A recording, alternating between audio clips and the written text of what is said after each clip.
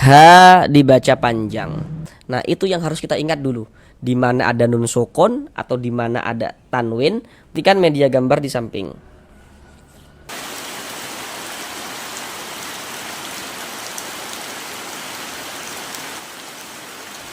Assalamualaikum warahmatullahi wabarakatuh. Jika saudara semuanya, Bapak dan Ibu, memiliki permasalahan belum lancar di dalam membaca Al-Quran, kemudian belum memahami ilmu tajwid, mari belajar mengaji Al-Quran di channel ini. Di sini kami berusaha untuk membantu saudara semuanya, baik Bapak dan Ibu yang sudah lansia maupun saudara yang masih muda, yang kiranya memiliki permasalahan belum lancar dalam membaca Al-Quran, kemudian belum memahami ilmu tajwid. Maka di sini kami akan berusaha untuk membantu saudara semuanya, Bapak dan Ibu, agar dapat dengan mudah dalam memahami ilmu tajwid Al-Quran, guna untuk memperbaiki, untuk melancarkan bacaan Al-Qurannya. Jadi nantinya untuk penjelasan tajwidnya akan kami jelaskan dengan pelan-pelan. Jadi semoga dengan penjelasan tajwid yang pelan-pelan itu, semoga bisa langsung dipahami nantinya dengan mudah.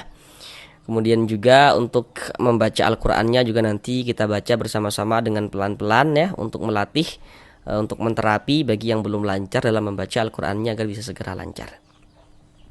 Kami selalu mendoakan semoga saudara semuanya, Bapak dan Ibu, diberikan kemudahan oleh Allah Subhanahu wa taala dalam berusaha untuk memahami ilmu tajwid, dalam berusaha untuk memperbaiki, untuk melancarkan bacaan Al-Qur'annya.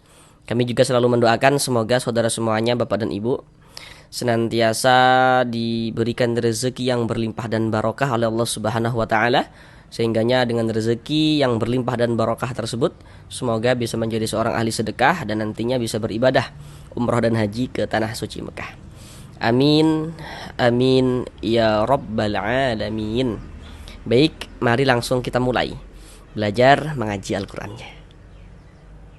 Marilah bersama-sama kita lanjutkan kembali belajar mengaji Al-Qur'an dengan penjelasan tajwidnya yang akan kami jelaskan dengan pelan-pelan, untuk membantu Bapak dan Ibu, saudara semuanya dalam berusaha untuk memperbaiki, melancarkan bacaan Al-Qur'annya. Sekarang ini kita masuk pada surah Al-Waqi'ah ayat yang ke-71. Jadi kita belajarnya itu pelan-pelan saja, sedikit-sedikit saja, namun targetnya, pencapaiannya dari video pembelajaran yang kami buat ini, yakni harapannya itu bisa langsung dipahami tajwidnya. Walaupun kita belajarnya sedikit-sedikit saja, tapi ketika kita bisa langsung memahami tajwidnya, maka nantinya kita akan bisa menerapkan dengan sendirinya ketika membaca Al-Quran di surah apapun dan juga di ayat manapun, seperti itu. Sekarang mari kita baca bersama-sama terlebih dahulu dengan pelan-pelan. A'udzu billahi minasy syaithanir rajim.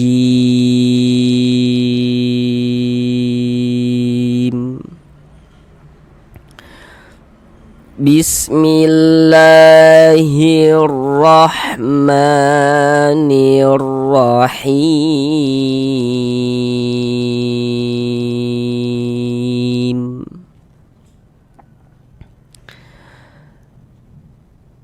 Afabihadzal hadithi antum mudhinun.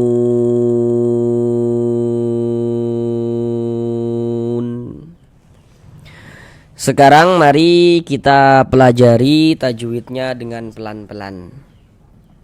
Yang pertama di sini afabiha. Ha dibaca panjang. Mengapa kok ha ini kita baca panjang? Tanda panjangnya ha itu apa? Seperti itu. Sekarang perhatikan media gambar di layar. Di situ ada bacaannya rumus mad tabi'i atau mad asli. Kami jelaskan dulu secara keseluruhan ya. Jadi mad tabi'i itu memiliki 3 huruf. Apa saja huruf-huruf mad tabi'i gitu. Jadi huruf-huruf yang menyebabkan terjadinya bacaan panjang. Nah, huruf-huruf yang berfungsi untuk memanjangkan huruf. Nah, begitu. Rumus 1 yang warna hitam, huruf ya sukun sebelumnya harokat kasroh. Nah, itu huruf yang pertama. Jadi kalau ada huruf ya sukun sebelumnya harokat kasroh, maka huruf yang memiliki harokat kasroh dibaca panjang. Rumus 2 warna hitam, huruf waw sukun sebelumnya harokat dhammah. Jadi kalau ada huruf waw sukun sebelumnya harokat dhammah, maka huruf yang memiliki harokat dhammahnya dibaca panjang. Rumus 3 yang warna hitam, huruf alif sebelumnya harokat fathah. Jadi kalau ada alif yang sebelumnya harokat fathah, maka huruf yang memiliki harokat fathahnya dibaca panjang, begitu. Jadi rumus mad tabi'i itu ada 3, huruf-hurufnya ada 3, seperti yang telah kami sebutkan barusan itu. Nah, kemudian di dalam Al-Quran itu huruf-huruf mad tabi'i itu bisa ditulis dalam bentuk seperti yang warna-warna hitam itu, yang artinya dari segi tulisan huruf madnya itu ada, tampak dia, kelihatan huruf madnya. Nah, kemudian nantinya huruf-huruf mad yang warna-warna hitam itu bisa juga tidak ditulis dalam bentuk seperti yang warna-warna hitam itu, namun diganti dalam bentuk seperti yang warna-warna hijau itu. Nah, jadi yang warna-warna hijau itu pada dasarnya adalah yang warna hitam. Nah, kalau yang warna-warna hijau itu untuk huruf-huruf yang warna hitamnya itu dia dikira-kirakan, begitu. Loh, kok dikira-kirakan, nanti salah perkiraan? Ya tentu tidak, begitu. Nah, misalnya nih, sekarang perhatikan dulu rumus 3 yang warna hijau. Nah, rumus 3 warna hijau sudah diperhatikan. Nah, kami jelaskan dulu. Jadi ini H dibaca panjang. Jadi kalau kita membaca Al-Quran, apabila bertemu dengan huruf, di atas huruf tersebut ada tanda seperti ini, tanda harokat fathah berdiri. Harokat fathah atau tanda baca fathah itu dia kan bentuknya seperti ini, miring seperti ini. Tapi nanti kalau harokat fathah itu dia bentuknya itu berdiri seperti ini, ya, berbentuk alif kecil seperti ini. Ini menandakan huruf itu kalau di atasnya ada tanda seperti ini dibaca panjang, sehingganya H kita baca panjang. H kita baca panjang, begitu. Tadi kan kami katakan kalau yang warna-warna hijau itu pada dasarnya adalah yang warna hitam, begitu. Jadi rumus 3 yang warna hijau itu pada dasarnya adalah rumus 3 yang warna hitam. Kami jelaskan dulu cara memahami rumus 3 warna hitam. Kami jelaskan ulang. Rumus 3 warna hitam itu cara memahaminya, yakni di situ ada alif, sebelum alif ada harokat fathah itu ya, tanda baca fathah. Di bawah tanda baca fathah di situ kan ada titik-titik itu. Nah, titik-titik di sana itu letaknya huruf yang dibaca panjang.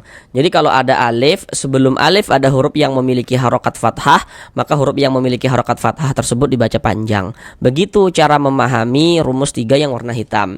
Sedangkan H ini dibaca panjang nih, H ini kan mad tabi'i. Jadi pada mad tabi'i maka kalau ada harokat fathah berdiri, ini ada tanda seperti ini, harokat fathah berdiri yang berbentuk alif kecil seperti ini pada mad tabi'i, maka itu di situ kita kira-kirakan, oh bahwasanya di sini ada alif yang sebelumnya harokat fathah.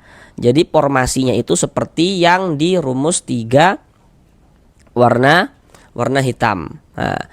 Ada alif yang sebelumnya harokat fathah, dan huruf yang memiliki harokat fathah adalah huruf H, dikarenakan huruf H yang dibaca panjang. Nah, begitu. Namun kan cara paling mudahnya kalau untuk awal-awal huruf tuh kalau di atasnya ada tanda seperti ini dibaca panjang, udah gitu. Mad tabi'i panjangnya 2 harokat. Afa bihadzal hadi. Di sini ada alif lam, setelahnya huruf H. Perhatikan media gambar di samping. Kalau ada huruf alif lam bertemu dengan salah satu daripada 14 huruf yang di samping itu, maka hukumnya adalah alif lam qamariyah. Coba perhatikan huruf H. Huruf H itu termasuk salah satu daripada 14 huruf qamariyah di samping itu kan. Nah, maka ini alif lam bertemu dengan huruf H. Dikarenakan huruf H ini huruf qamariyah, maka ini alif lam bertemu dengan huruf qamariyah, maka hukumnya adalah alif lam qamariyah. Alif lam qamariyah itu disebut juga dengan idhar qamariyah. Jadi maksudnya alif lam qamariyah, idhar qamariyah itu maksudnya sama saja.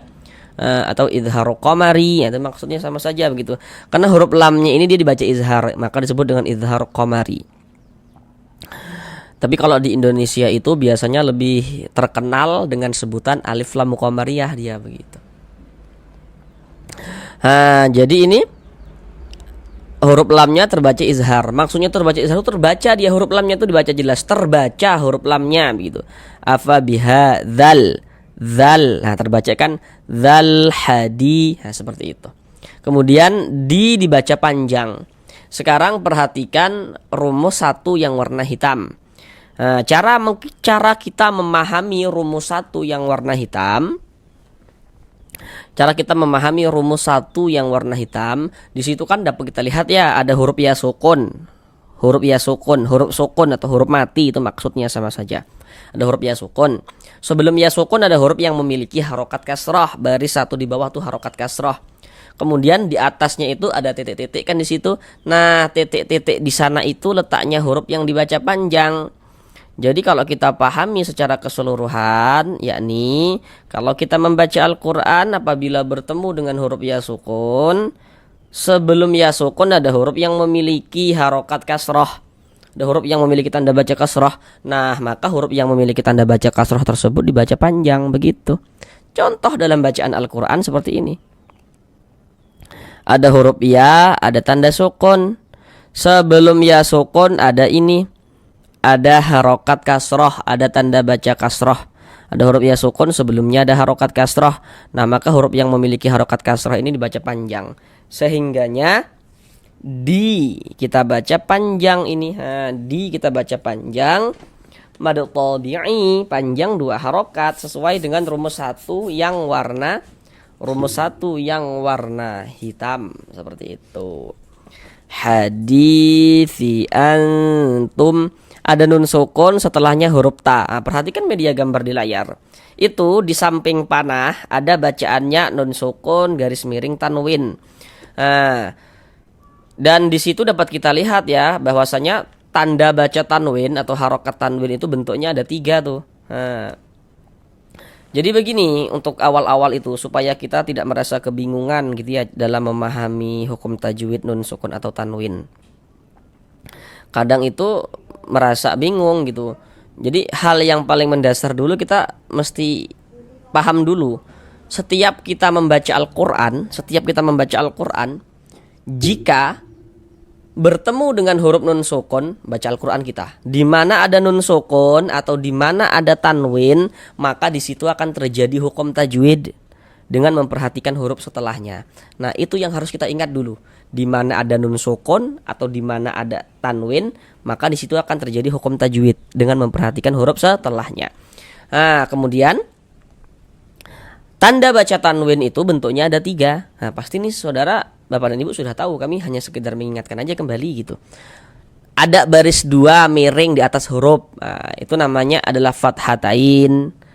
Atau mungkin pernah belajar dengan guru ngajinya disebut dengan tanwin fathah atau fathah tanwin. Nah, itu maksudnya sama saja, yakni fathatain. Kemudian yang nomor 2, baris 2 dia miring di bawah huruf, itu namanya adalah kasrotain atau tanwin kasroh atau kasroh tanwin. Nah, itu maksudnya sama saja, ini kasrotain. Kemudian yang satunya lagi namanya dommatain atau tanwin domma atau dommah tanwin. Nah, itu maksudnya sama saja. Nah, jadi kalau kita membaca Al-Quran di mana ada nun sukun atau di mana ada tanwin, maka di situ terjadi hukum tajwid. Nah, ini kita baca Al-Quran nih, pas kita ngebaca di sini kita bertemu nun sukun, ada huruf nun tanda sukun tuh seperti ini, huruf nun sukun atau huruf nun mati. Oh, berarti di sini akan terjadi hukum tajwid. Terjadi hukum tajwid, bukan akan, tapi terjadi hukum tajwid karena di sini ada nun sukun. Untuk menentukan hukum tajwidnya kita perhatikan huruf setelahnya. Di sini nun sukun setelahnya adalah huruf ta. Nah, huruf ta ini huruf apa? Itu yang harus kita ketahui supaya kita bisa menentukan hukum tajwidnya. Nah, seperti yang kita lihat, huruf ta itu dia termasuk salah satu huruf huruf ikhfa hakiki. Huruf-huruf ikhfa hakiki itu yang 15 itu harus dihafal. Harus dihafal supaya kita bisa menguasai hukum ikhfa hakiki. Nah, jadi kalau kita sudah hafal huruf-huruf yang 15 itu, Maka kita nanti akan tahu kalau membaca Al-Quran ada nun sukun atau ada tanwin bertemu dengan salah satu daripada 15 huruf yang di samping itu. Kita akan langsung tahu, oh ini hukumnya adalah ikhfa hakiki, seperti itu. Nah, jadi huruf-huruf yang 15 itu harus dihafal. Nah, itu kan hurufnya ada 15. Kalau kita ngapalnya itu sekaligus gitu ya, semuanya langsung kita hafal, ya mungkin akan kesulitan karena hurufnya itu ada 15 begitu. Nah, supaya untuk mudah dalam kita menghafal, setiap sholat itu kita hafal 2 huruf. Dalam sehari semalam kan ada 5 waktu sholat wajib tuh. Kalau kita hafal 2 huruf, sehari semalam udah hafal 10 huruf. Besoknya udah hafal kita ke 15 huruf tersebut gitu. Hafal aja 2 gitu. Supaya tidak lupa dengan yang kita hafalkan 2 gitu. Besoknya udah hafal gitu. Gitu. Atau misalnya kalau misalkan cara yang lebih mudah lagi kalau menghafal huruf-huruf itu, hafalkan terlebih dahulu hukum huruf izhar halqi dihafal, huruf idgham bi gunnah, huruf idgham bila gunnah dihafal. Nah, itu hafal dulu. Nah, nanti kalau itu huruf iqlab kita hafal. Nah, kalau itu sudah hafal, berarti selain daripada izhar halqi, selain daripada idgham bila gunnah, selain daripada idgham bi gunnah, selain daripada iqlab, nah berarti ikhfa hakiki nanti kayak gitu. Begitu metode menghafalnya. Jadi kita hafal pelan-pelan. Cara membaca ikhfa hakiki dan huruf ta ini ya, huruf ta ini dia masuk pada ikhfa hakiki aqrab. Kenapa kok dikatakan aqrab? Karena dia dekat. Yang dekat itu apanya? Jadi makharijul huruf nun dengan huruf ta ini dia dekat begitu. Cara membaca ikhfa itu dibaca samar dan juga berdengung. Yang dibaca samar itu apanya? Bunyi nun sukun atau bunyi tanwinnya. Di sini yang kita temui bunyi nun sukun, kita samarkan bunyi nun sukunnya. Jangan kita baca antum, jangan, tapi disamarkan antum seperti itu. Antum. Kemudian didengungkan atau digunahkan. Jadi di bagian al-nya itu suaranya itu kita tahan ya, kita panjangkan sebentar ya. Sepanjang 2 harokat. Kita gunahkan, kita dengungkan. Antum mudhinun. Nah, seperti itu. Kemudian di sini ada mim sukun, setelahnya huruf mim sukun bertemu dengan huruf mim. Perhatikan media gambar di samping. Hukum mim sukun itu ada 3. Jadi setiap kita membaca Al-Quran,